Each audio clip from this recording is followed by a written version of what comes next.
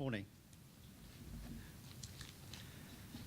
Thank you for that, Adrian. I was wondering how you're going to introduce me. I'm never sure what I write down on these things and how to introduce myself. The other thing is that I never share very often, but if I hadn't chosen to be what I do now, I would have been a poet. So I love poetry, and I always wonder why my parents named me Byron, whether they were inspired by poetry. Sadly, the story is a bit more boring than that. They just liked the name, which was quite fun. So my plan, I suppose, what I wanted to share with you at this opportunity was an opportunity to explore some of the thinking around the whole area of leadership, and also in my travels and my experience. And I feel very privileged that I have a love of learning, and I think my time working in the healthcare system and other systems has given me a chance to discover a lot about what's the thing that makes the difference, and knowing what makes a difference, how we then put it into practice. So I want to offer you the opportunity to explore, and what I like about this kind of topic is that I want to offer you some questions as well. So I want to kind of an opportunity. So I'm going to share with you, but also give you a chance to have conversations on your table around a number of subjects. So one thing I'll share with you, as well as loving poetry, is I have a love of nature, and I'm inspired by nature. So I have an image here, and any lovers of birds know what this one is? Not a quiz, by the way. Anybody know what it is? Anyone have a guess? No? God. No one's prepared to take a rough guess. Okay. So this bird is called a bar-tailed godwit. Okay. See, I think so. Now, the bar-tailed godwit, the reason I share this image is the bar-tailed godwit is an amazing bird. It weighs about a pound. It fits into your hand. And the bar-tailed godwit is an amazing bird because it nests in the Arctic, in Alaska. And then it decides at the end of its season of feeding to fly. It's a migrating bird. But it chooses to fly to New Zealand. So it flies to New Zealand 7,000 miles. It flies continuously for 9 days because it can't land. There's nowhere to land. It flaps its wings for the whole time, traveling at 60 kilometers an hour. So 9 days to cover that distance. And it only doesn't do that just that once, but the migrating pattern of the bar-tailed godwit is this. It goes around like this. Now, the reason I share this with you is not just my indulgence in sharing about birds, it's this idea about effort. Is it this whole idea that actually you need to put effort into what you do? Now, I've shared this example several times, and one time I did it, I actually had a couple of people in the audience who were bird watchers. And they said, Byron, you've missed a very important point about the bar-tailed godwit, which I hadn't even realized. He said, yeah, the most important factor that you missed about the bar-tailed godwit is that they couldn't do it on their own. It would be impossible for them to fly that distance on their own. The idea of flocking as groups makes a difference for them to actually achieve where they're going. So the question I'm posing for you for today in terms of thinking about your network, it's a very simple couple of questions, is what is your compelling vision? Because the point about bar-tailed godwit is it's trying to get somewhere. Yeah, its vision is to get to where it goes in the breeding ground or nesting ground or whatever. And also, how much effort are you prepared to put into it? Because effort makes a difference. And if anyone's interested in the work around, so my most recent love of learning was I did a master's in applied positive psychology, and I was exposed to some really interesting writing, and some of you may be familiar with the work of Sonia Lubomirski. And one of her findings was that if we're looking at well-being, one of the important factors of well-being we miss is that we get higher levels of well-being when we put effort in what we're trying to do. Yeah, if it's easy, actually, we don't get as much well-being, but when we need to put effort, it actually enhances our well-being, which is an interesting finding. So just posing that question for you for today, this idea of what is your compelling vision? Where are you trying to get to? And also, how much effort are you prepared to invest in getting there? So I also want to give you a chance maybe to kind of get to the nub of the title of this around collective leadership. And so my invitation right now is to think about a question, which is a simple question. Is, for you, what is collective leadership? Now, some of you may have done courses, may have looked at this topic before, but I'd like to turn to people around you, maybe people you know or people you don't know yet, and introduce yourselves and have a brief conversation about, when you hear the term collective leadership, what does that mean to you as an individual? Okay, so just a couple of minutes and see where you get with that. Okay, so I'm very conscious of giving you a chance to start talking, which is great, and now I'm going to ask you to pause for a moment. If that's stimulated a conversation, on the table, then my suggestion is use the opportunity throughout the day to keep that conversation going. I'd be really interested in to see what's coming out of those conversations. So there is a roaming mic, and you know, take the opportunity to just share what was coming up from your conversation about what does collective leadership mean for you, or for, you know, what was it raising for you in terms of the title. So if you want to raise your hand, and there's a couple of roving mics, and invite you to share.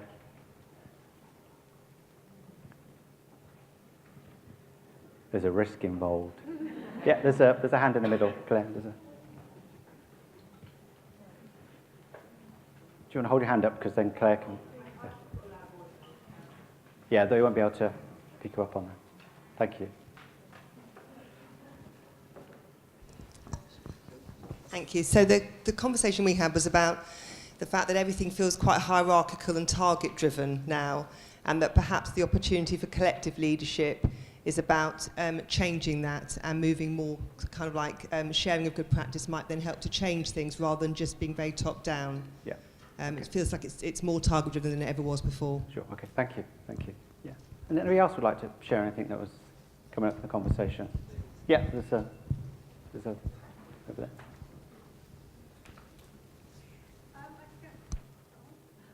Can you hear me? No, exactly.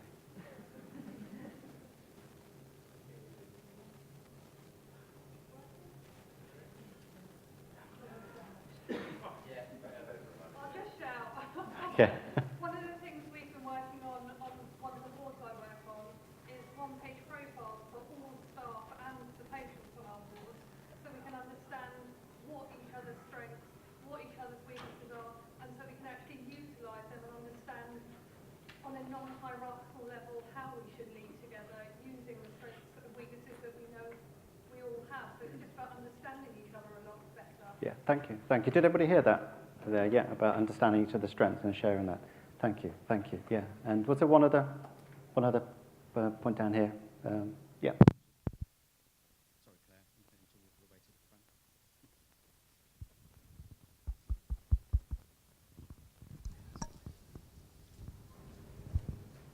front. I think the thing that occurred to me was, you know, in terms of thinking about leadership, you need to know where you're going and what the vision is. And if people aren't clear about what the vision is or what the strategic direction is, then what you've got is blind fellowship, which is of course not very helpful. And the other point I would make in terms of collective leadership is one of the things I encourage people who have not got designated leadership roles in the area I work in, is to think about themselves in terms of acts of leadership. They may not have a designated leadership role, but everyone can actually perform acts of leadership, and it's about helping people to identify when they do, when that happens. Yeah, thank you. Yeah. So there's some interesting points being raised, and they point to a really important theme that I hope you will start to explore, is that leadership is an act of some kind, and that models of leadership reflect the needs of the time in many respects. But the idea of collective leadership, and I'll show a slide here about this, is that it's a means of distributing and sharing power. And the word power is often used as an idea. And it's about sharing power with those who know what needs to be done. It's a very simple idea. And so the idea about leaders is moving from the old leadership paradigm about the hero leadership. Yeah, I'm sure you've heard the kind of phrase, no more heroes. The idea that a single person who has authority makes decisions. To this idea that distributing power based upon the idea about who knows best, who's the right person to make a decision around this. I think Sam made reference to Gatwick not having anything to offer. I would make one exception to this. It's not about Gatwick, but also the airline industry. Is that airline industry is a really good example, particularly air traffic control, of collective leadership. Because if decisions were not made by the people who knew best what to do, then you'd actually have very different outcomes. Yeah. So the person who knows what's going on is the person who makes the decisions, because they're the ones who know how to deal with this, what's going on. And the reason why collective leadership has become quite popular right now why we're talking about this. There's several reasons. I'll just share 3 with you because it makes some sense about why that is. So the first reason why it's become relevant is that organizations, in the 20th century, we talked about organizations as machines because machines was the most dominant paradigm, a narrative we had, because that was the sort of revolution around machines. However, now, what we have now is the movement towards networks, social media, the use of networks. And the idea of networks are far more complex, fast-moving. And so that becomes the most dominant narrative in terms of thinking about how we view the world. This becomes the way we try to explain the world in terms of the speed of change. The other thing why collective leadership becomes really important is that we're actually moving into an age of complexity. So not only networks, but complexity. And a good example of complexity is this idea that if we use the automotive industry as an example, a key is very simple. Its function is simple. A car is complicated, has many moving parts. The idea of a network, a road system is complex. And examples of anarchy or chaos are some capital cities around the world have chaotic traffic. Yeah. So this idea that now we're working with complexity where we have less certainty. And I think this is an interesting challenge, particularly in terms of in psychological professions, particularly when we talk about evidence-based ways of working, because complexity requires us to use different ways of thinking.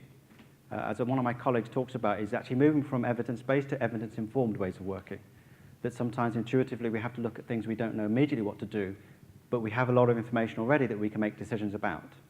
I think that offers a really interesting challenge in how we deliver services. And the other reason why the collective leadership becomes really important is it allows us to address and avoid some very adverse outcomes. So mid-staff is a really good example about people in positions of authority making decisions that often miss the point that people did know what's going on. So I'm sure some of you are familiar with the work of Margaret Hefferon around willful blindness, which wasn't a new concept, but the idea of willful blindness is that it's not that people didn't know what's going on, it's usually that people do know what's going on, but people didn't feel empowered to do anything about it. Yeah. And so typically in organizations, collective leadership is a really good way of addressing those particular challenges. And so there's a quote here which kind of captures this whole idea, if we're talking about collective leadership, is this idea that the NHS needs people to think of themselves as leaders. So taking a point over here that was mentioned, this about think of ourselves as leaders, not because they are personally exceptional, senior, or inspirational to others, but because they can see what needs doing and work with others to do it.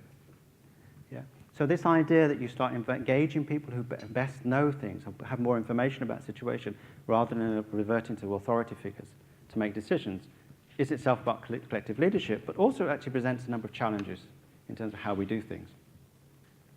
So very briefly, I just want to share with you some examples about the benefits of collective leadership, and then share a few things with you, and then get you to kind of have another conversation with other people around you. So what we know about collective leadership is it helps to make better decisions and helps us be more effective. It avoids a situation where you defer to someone else to make a decision.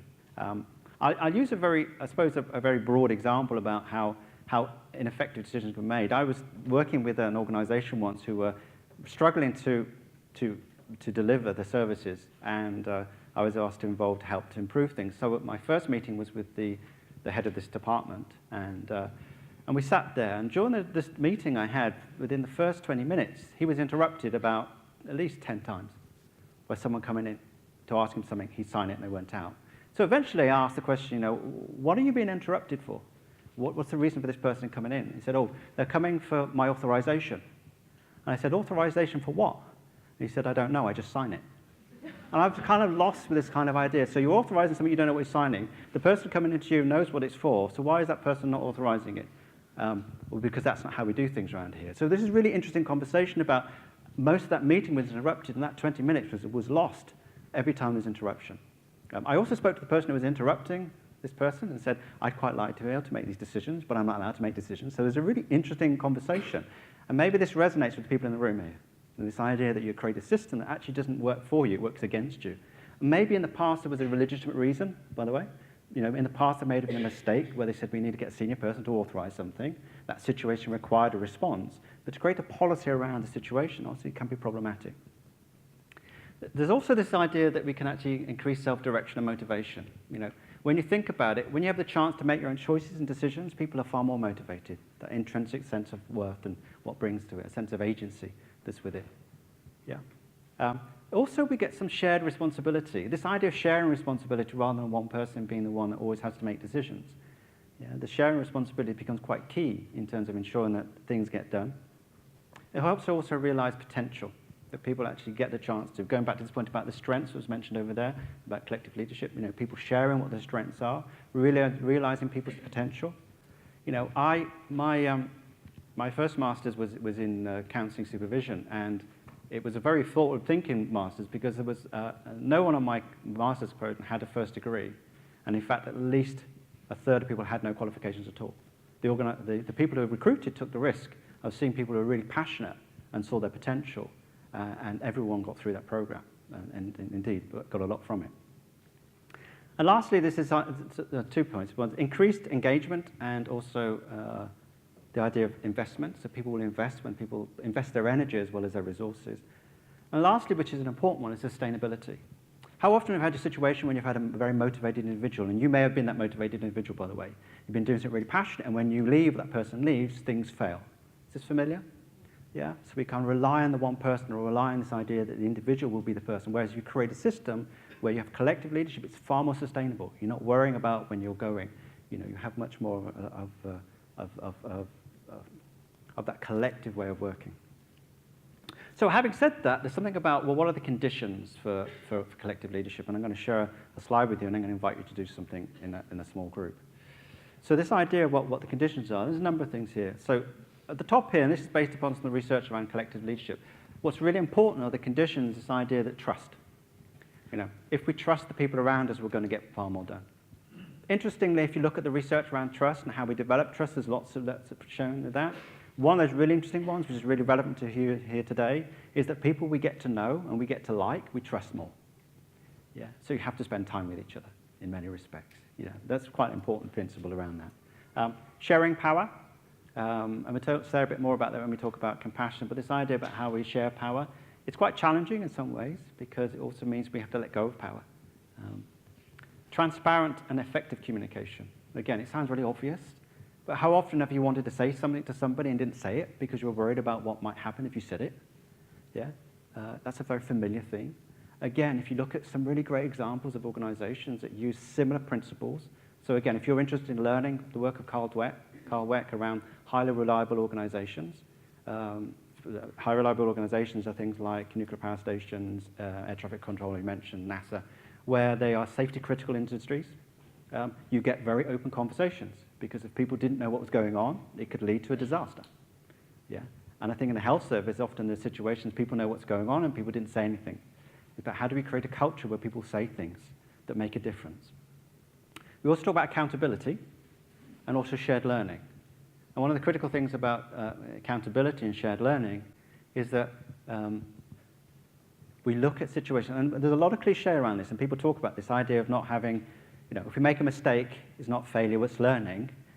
I think we can logically say that, but I think in practice that doesn't necessarily happen. Yeah, because the systems have to be changed to enable that to be the case.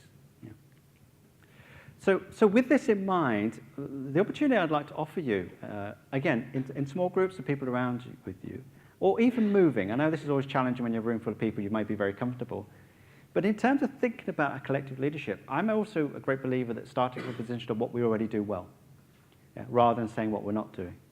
So I want to offer you the opportunity to have a conversation with a number of people around you. It's this question, is what do we already do, what are we already doing well within psychological professions, within people working in this sort of area in terms of collaboration and collective ways of doing things. What are you already doing well? Kind of celebrate that and acknowledge it as a way of knowing that you've got, you're there some way already. Okay, so turn to people around you, have a conversation. Maybe people on the table, but maybe move if you want to, and have a conversation. What are you already doing well? Okay, so again, I'm very conscious I've created an opportunity for conversation. And again, if you've been stimulated to continue talking, if we pause there and take the opportunity throughout the day to continue those conversations, because I think sharing stories about what's working well has a really positive effect in terms of learning from each other. So it'd be great if anybody would like to share. Again, we've got the mics to go around and everybody wants to share. So if you just put your hand up and just share what's coming out from your conversations around, examples of what's going well, what's working well in terms of working together.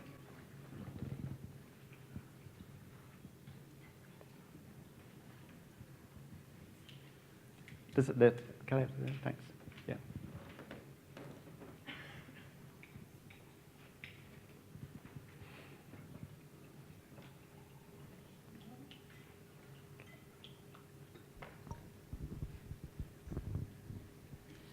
I used to work as a psychological therapist in a multidisciplinary team, and I've sort of moved out of my day-to-day working with patients.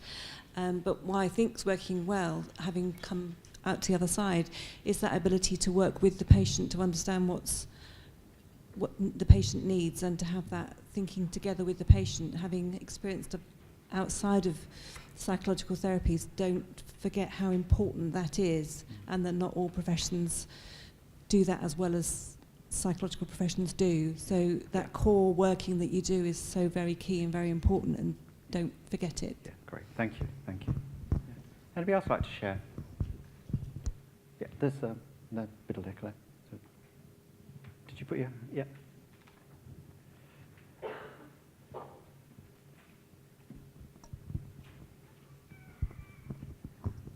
I just think it's quite simple, really. We're good communicators. We were just saying how good we are at being objective. We're flexible. We're good listeners. And we work collaboratively with our clients and subsequently with each other as well. Yep. I think that's just our default position. Yep, yep. So it's a useful one to hold on to, though, isn't it? Because of the nature of the work that you do, this idea of listening and ensuring that you are reflecting and engaging and responding to those needs is a really good place to be in terms of what transferable in terms of how the system operates. Yeah, so thank you. Yeah, yeah. And just one more, if there's another one. Yeah, one about that, yeah. I just want to talk about something we've been doing in Ada, Aaron and Worthing, looking at compassionate communities. So it's based on some work by Andy Bradley that was a trust workshop. And we've been looking at how we develop well-being in our teams in a compassionate way, whether that's our community at home or work, or with our family, or our spiritual communities. So we've just been doing some well-being type of spending time together, and then people have taken those ideas as a collective and grown them for their own teams, so they're meaningful for that particular team. And that feels like a really positive piece of work at a time of austerity. Great, yes, excellent. Thank you. Thank you for sharing that. So, and I'm hoping there'll be lots of other examples there, you know, this idea that there are things already happening that are worth recognizing.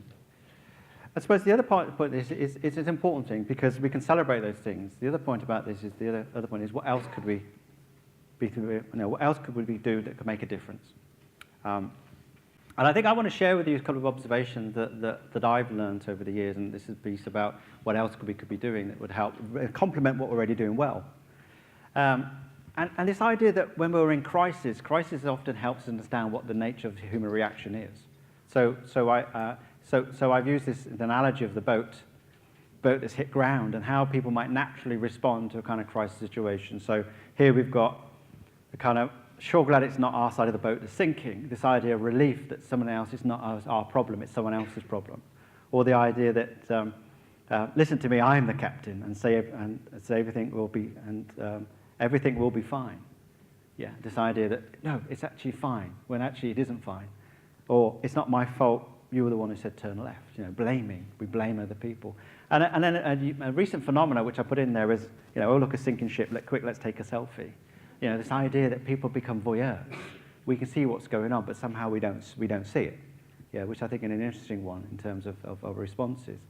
But the reason I share this with you is that there's a number of principles that are important in terms of thinking about the challenges and opportunities in collective leadership. And I've kind of labeled these in terms of movements. And the first one is this movement from hubris to humility. Hubris being this idea that power becomes all-encompassing. People become much more interested in power for power's sake. Moving towards a more humble approach. You know, and collective leadership actually requires this kind of humility, which is not knowing. This idea of going from us and them to the we, the language of we. You know, and actually talking about the we in terms of how we deal with things. From competing mindset to partnerships, you know, again, a crisis is a really good example. Do we work in partnership or do we work in competition? And I'm not talking about the natural competition that often happens with systems of you know, people putting in proposals for things, but again, there's opportunities for partnership there. But also it's about the mindset that often gets, you know, the threat, the idea that somebody's a threat to you. And also from indifference to compassion. And the reason why I'm going to touch a bit more about compassion in a moment, but actually quite an important piece about how we think about compassion as an important feature of collective leadership. So I want to just talk briefly about this idea of power and about what leadership and power and some important observations, some of the research around power, which I will share with you. What we know is that people in power tend to rely on stereotypes rather than individuals. It's a very interesting phenomena, but it's actually quite a common and very regarded phenomena, that people in position of power rely on stereotypes of others rather than actually finding out the individuals.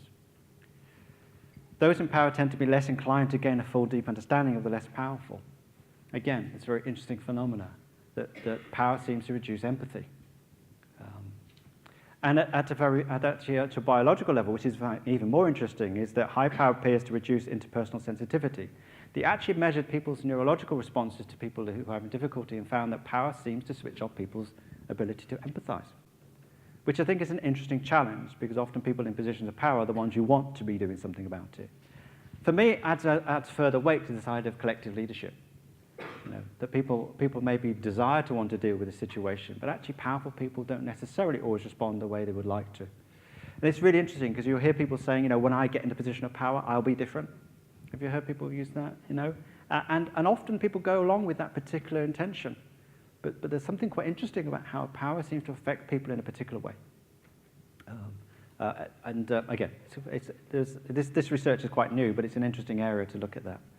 So the idea about humility, and I'll use one area of humility because I think it's an important one. So a lot of my work is around inclusion, and there's a concept called cultural humility, which is about recognizing and having an interpersonal stance that is other-orientated rather than self-focused, and actually looks at the idea of respect and lack of superiority to another's culture. And cultural humility, by the way, has been a response to this idea of cultural competence, the idea we have to learn about other cultures as a way of working with them, which can be useful, but the danger is we essentialize. We assume, therefore, we know, rather than saying, actually, we don't know. If we work on the principle we don't know, we engage in a conversation to find out. So this idea of bringing humility into the conversation as a leadership practice also becomes very useful, because we start to kind of consider other things about what's going on that we can consider as being important.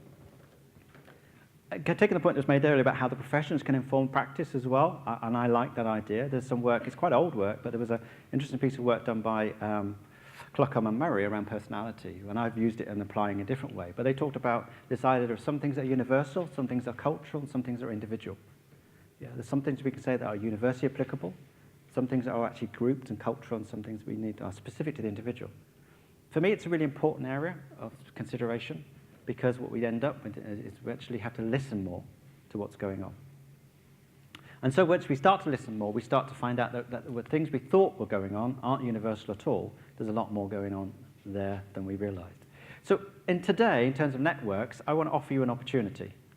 So this is a particular task, and I was picking up the point that Adrian made up earlier on about actually getting to know people for today. I'm going to ask you to do this now, and this is a kind of interesting way this works. This is an opportunity because you're networking.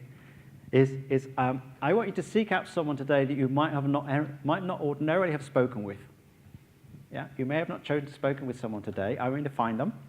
I want you to get to know them. Just find out who they are. Hello is a good starting point. Say hello to them, and find out what you might have in common. Yeah, don't want to know your background, etc. To see if you can find out something you have in common. And at the end of this conversation, it's only going to be a couple of minutes. I want you to arrange to make contact with them again. Yeah, so having made this brief contact with somebody you wouldn't otherwise make contact with, I want you to arrange to meet with them today, whether that's at lunchtime today or it's another time. So this may be slightly chaotic when you do this right now, but hey, let's see how it goes. So my invitation right now is that for those who'd like to take part, and those who are willing, is to, some of you to stand, and then find someone in the room that you wouldn't ordinarily have spoken to today. Okay, so go for it. Could you pause, please, and grab a seat? I know what's happened is people prefer to have a conversation with someone else to continue this, but that's great. I'm really glad to hear that. I knew when I suggested this that it will be very difficult to slow you down.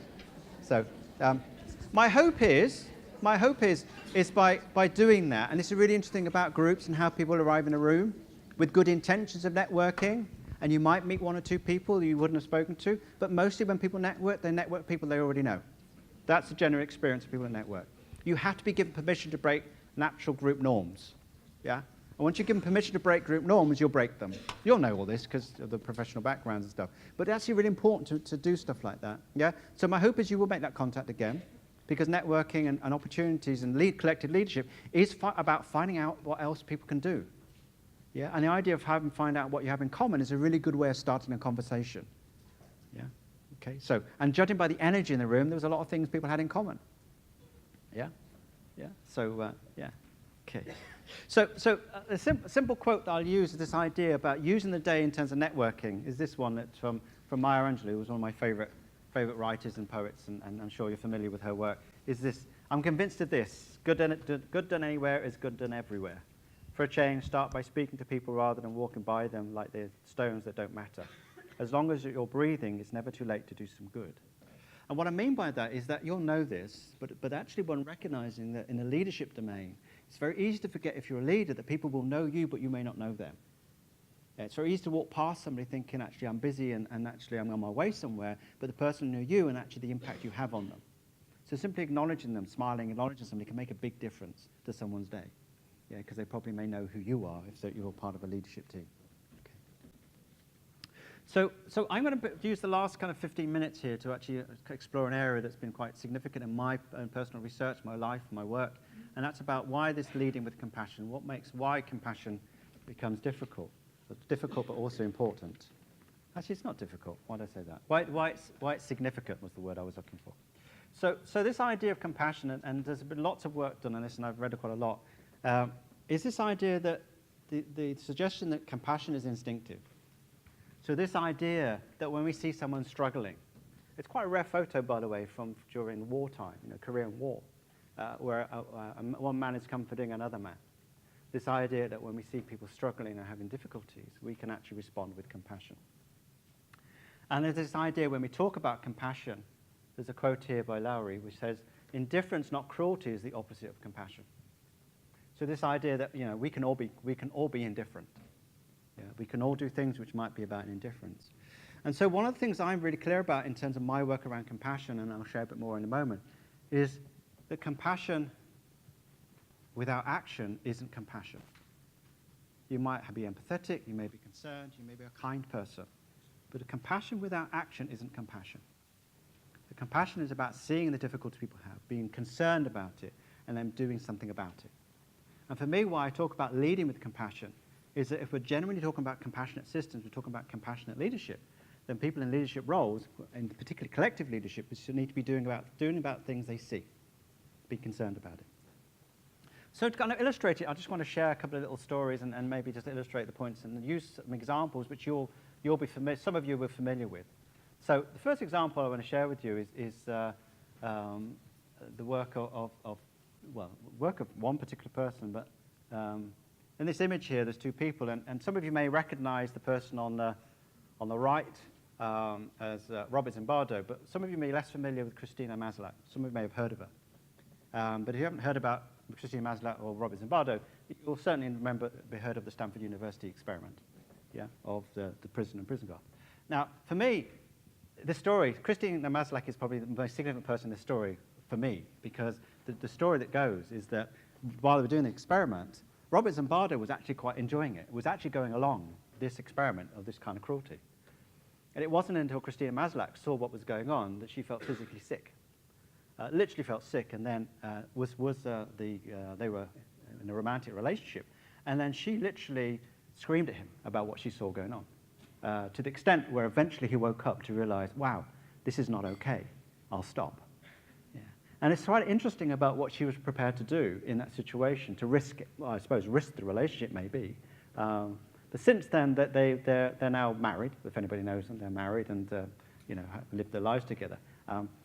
She doesn't see herself as a heroic leader, by the way. What she said was that she came to the experiment late. So she came in later and saw what was going on. It would have been interesting if she'd been involved at the very beginning, had been kind of indoctrinated with all the things that were going on in the same way. But the idea when somebody comes in later and sees what's going on, do we take on board what that person perceives or is experiencing?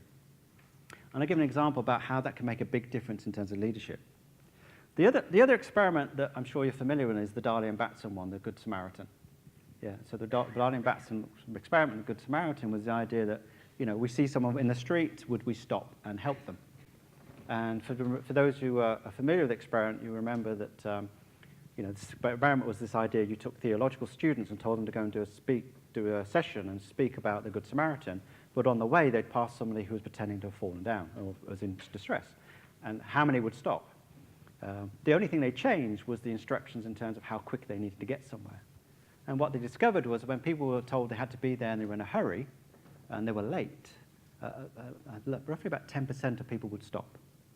Yeah. When people actually had the time and weren't in a hurry, that was sixfold, 60 to 70% of people would stop. And this is a really important point about human beings about this. But again, the important point about this experiment, which I found really interesting from the point of view of the results, was the fact that people didn't arrive at the place where they were supposed to be speaking comfortable about the fact they walked past somebody. In fact, people arrived quite distressed about that.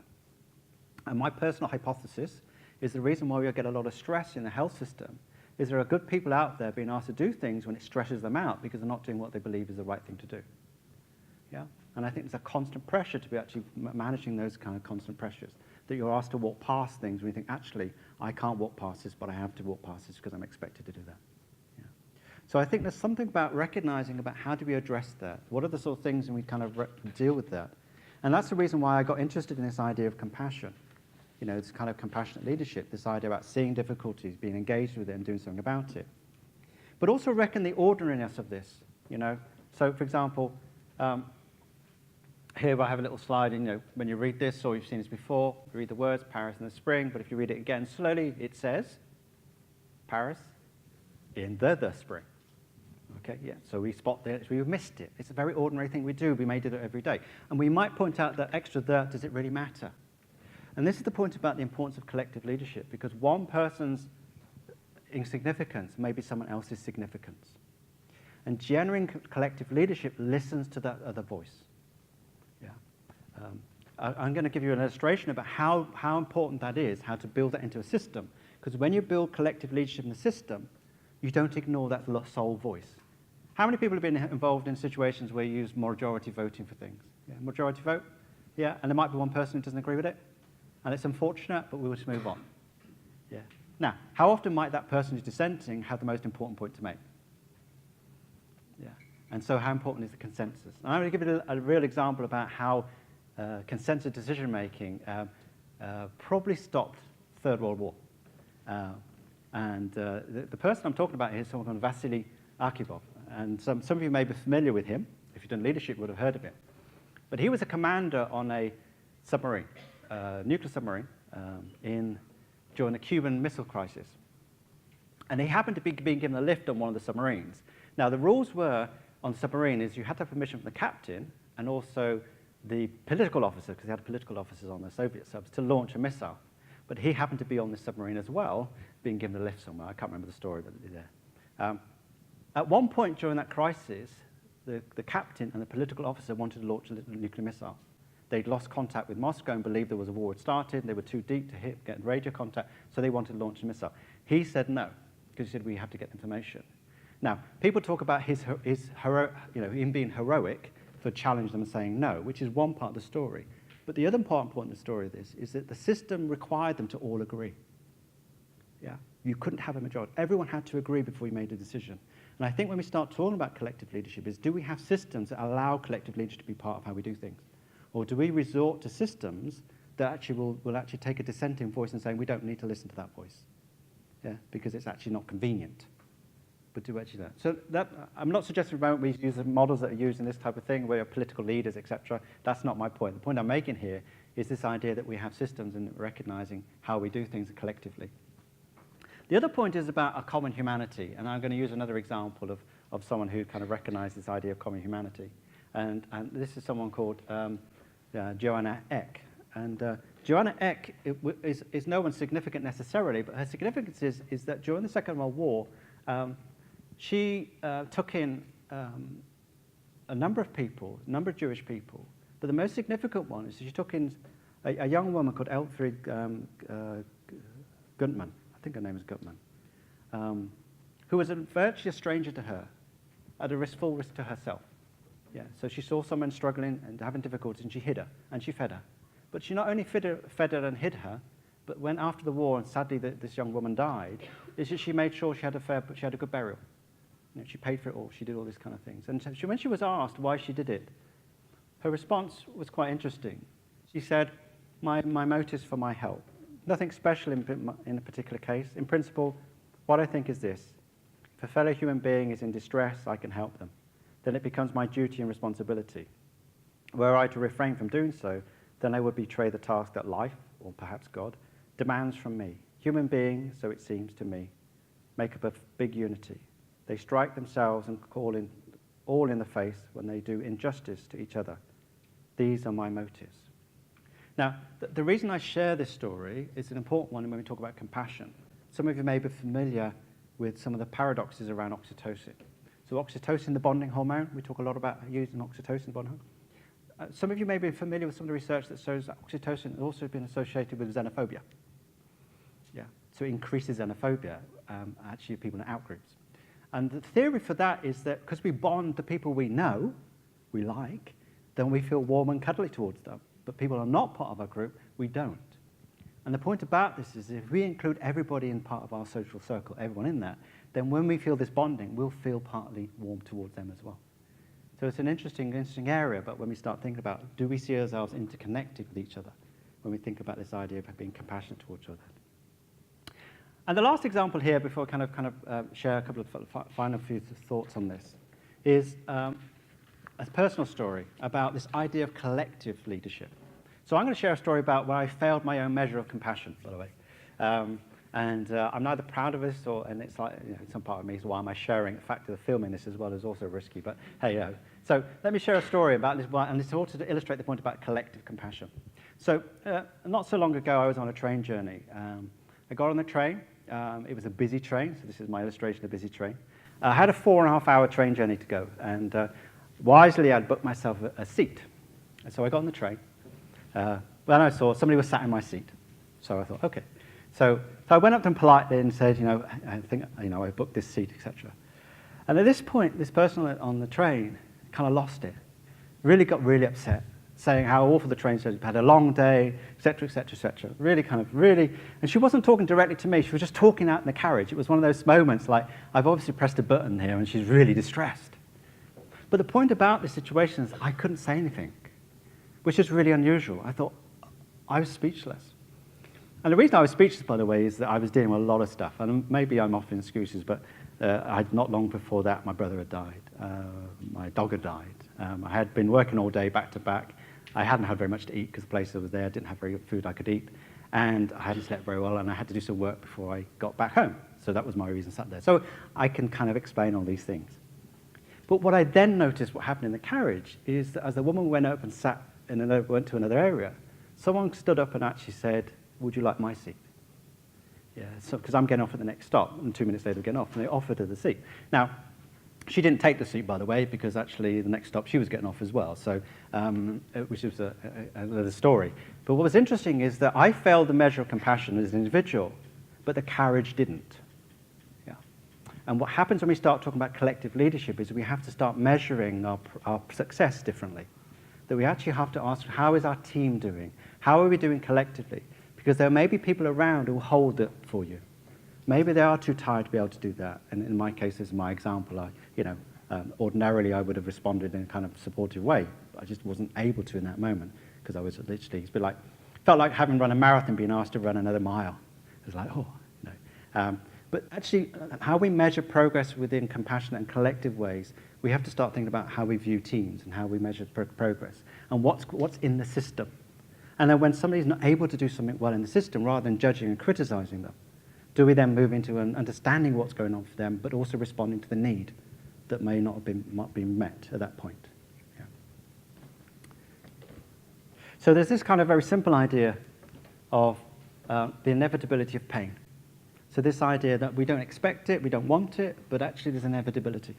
In every system, we'll have pain, organizational, individual, professional, interpersonal. These difficulties will arise, and we have to be able to recognize how we respond to it. We're better able to respond when we deal with them collectively, rather than solely rely on individuals. And there's a lovely quote here about what pain can also do, is express pain is an invitation to connect, express compassion is a response that affirms the human connection. So this idea, when you see people struggling, we naturally are drawn to actually respond. Yeah? There's a natural response to those situations. But if people are never showing our difficulties, it's very difficult to feel compassionate. Yeah? If you think about it, how often do you feel that you're not allowed to show your feelings about things in certain settings? Because somehow it might show your vulnerability. Whereas actually when you have shown your vulnerability, how that has enabled people to respond in a very much more compassionate way. Yeah. So one of the things I've done over the period of time, and I won't go into the detail now, but to share with you, the work I've been doing around compassionate communication is based upon this idea of these elements of compassionate responding that help us be compassionate leaders. So this idea, first of all, on the left hand here, that do we notice? Do we actually notice what's going on? Are we open? We are paying attention? Are we present? Because if we're none of those things, then we can't really notice what's going on. Yeah.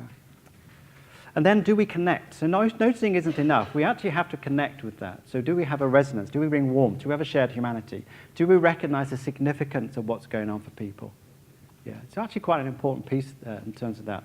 Now, in my experience, people often jump then to acting, which I think can be problematic because people can then become rescuers. But rescuers in the sense they feel overwhelmed of what they're doing. For me, the next piece is understanding. No, do we actually understand what a person needs in response to what the difficulty is? Do we bring an element of humility and empathy and insight? Again, professionally, something which you'll be able to bring into that kind of conversation quite easily. And then lastly, if we are acting, are we responding, enabling, and are we being altruistic? So there's this idea that if we enable ourselves to think about this principle of compassion, we can pay attention to a lot more, and we can actually do a lot more in given situations, which might sometimes require us to do less. Sometimes less is more in given situations. So finally, I want to share a slide and then a question for you, which I'd like you to go away with to think about for today. It's a quote by Drucker, and this one is the best way to predict the future is to create it. We often kind of think, well, what will the future hold? And the question is, well, if you want to know the future, create it. So a question I want to ask you to kind of think about is, what steps can you take to create a compassionate, inclusive culture? You may be already doing those kind of things, but if that's the kind of future situation you'd like, how can you go ahead and create that in the places that you work, and also in terms of building a compassionate, inclusive network as well? So thank you for listening. I hope you found it interesting and also stimulating.